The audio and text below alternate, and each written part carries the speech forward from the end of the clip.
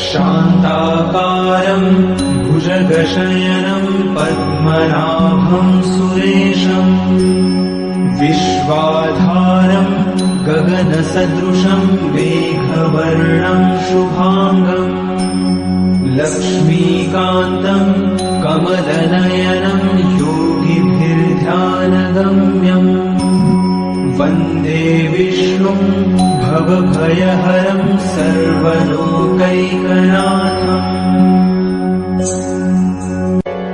शान्ताकारं भुजगशयनं पद्मनाभं सुरेशं विश्वाधारं गगनसदृशं मेघवर्णं शुभांगं लक्ष्मीकान्तं कमलनयनं योगिभिर्ध्यानगम्यं वन्दे विष्णुं भवभयहरं सर्वलोकैकनाथम्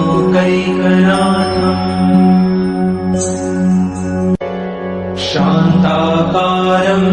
भुजगशयनं पद्मनाभं सुरेशं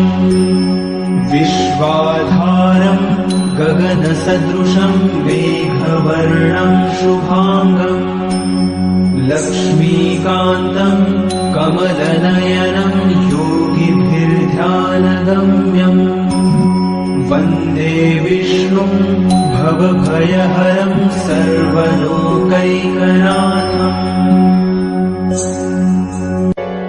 शान्ताकारं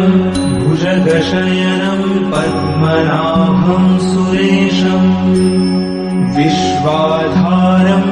गगनसदृशं मेघवर्णं शुभांगं लक्ष्मीकान्तं कमलनयनं योगिभिर्ध्यानगम्यं वन्दे विष्णुं भवभयहरं सर्वलोकैकनाथम्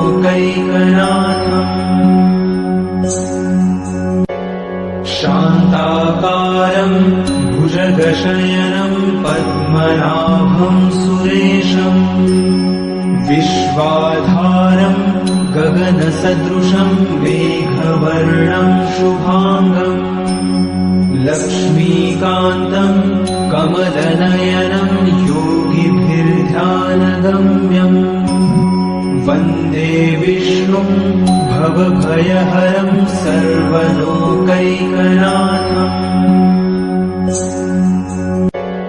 शान्ताकारं भुजगशयनं पद्मनाभं सुरेशं विश्वाधारं गगनसदृशं मेघवर्णं शुभांगं लक्ष्मीकान्तं कमलनयनं योगिभिर्ध्यानगम्यं वन्दे विष्णुं भवभयहरं सर्वलोकैकनाथम्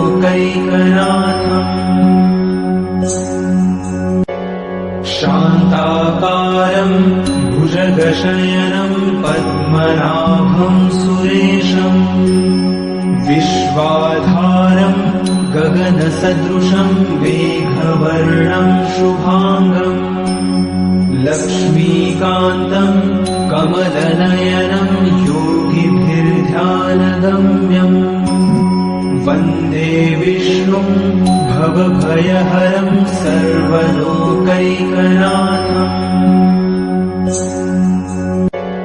शान्ताकारं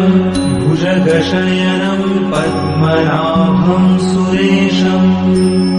विश्वाधारं गगनसदृशं मेघवर्णं शुभांगं लक्ष्मीकान्तं